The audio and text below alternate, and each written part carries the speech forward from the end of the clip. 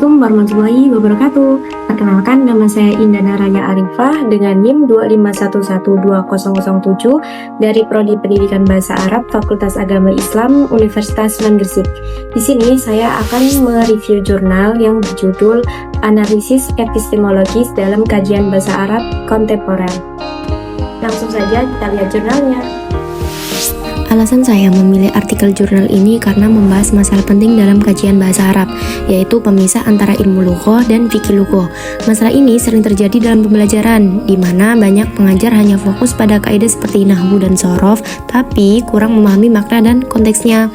Selain itu, artikel ini relevan dengan pembelajaran yang saya pelajari saat ini, sehingga membantu saya memahami bahwa bahasa Arab itu tidak cukup dipelajari dari sisi struktur saja, tapi juga harus dipahami dari sisi makna. Alasan lainnya karena artikel ini memberikan wawasan baru tentang pentingnya pendekatan integratif dalam bahasa Arab, sehingga dapat membantu dalam memahami teks Arab, terutama Al-Quran dan hadis, dengan lebih tepat. Artikel ini juga saya pilih karena sesuai dengan kajian ilmu lughah dan memiliki kontribusi dalam meningkatkan pemahaman bahasa Arab secara lebih menyeluruh.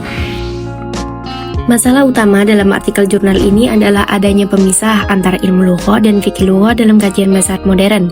Ilmu lughah lebih fokus pada struktur bahasa seperti nahwu dan shorof, sedangkan fikih lughah lebih fokus pada makna dan konteks. Padahal keduanya saling berkaitan. Jika dipisahkan, maka pemahaman bahasa Arab menjadi tidak utuh.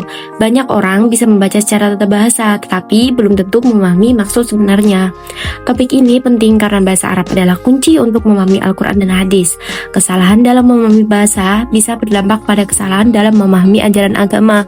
Dalam konteks keilmuan, artikel ini berkaitan dengan beberapa bidang seperti fonologi, morfologi, sintaksis, semantik, dan pragmatik. Urgensi penelitian ini adalah perlunya pendekatan yang menyeluruh, karena selama ini pembelajaran bahasa Arab masih terpisah antara struktur dan maknanya.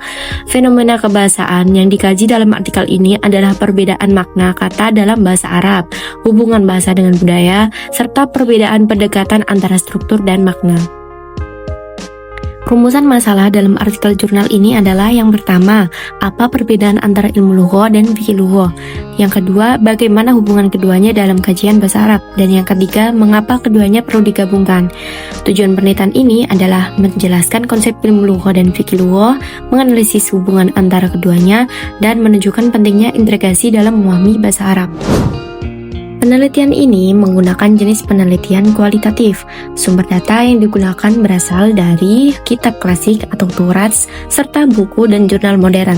Teknik pengumpulan data dilakukan dengan studi pustaka, yaitu membaca dan mengumpulkan berbagai literatur yang relevan.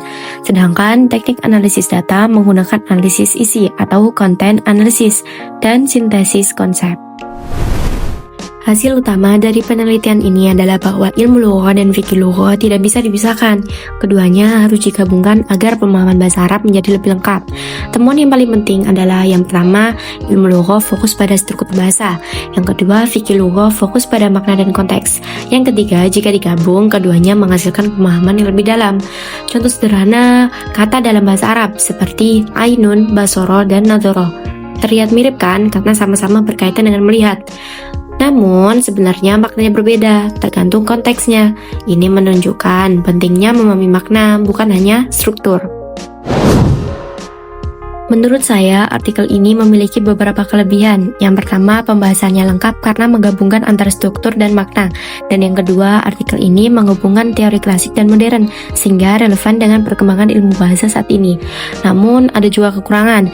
Penjelasannya masih terlalu teoritis dan kurang contoh praktis, sehingga agak sulit dipahami oleh pemula. Dari segi relevansi, artikel ini sangat bermanfaat dalam pembelajaran bahasa Arab, terutama dalam memahami nahwu, shorof, dan juga tafsir.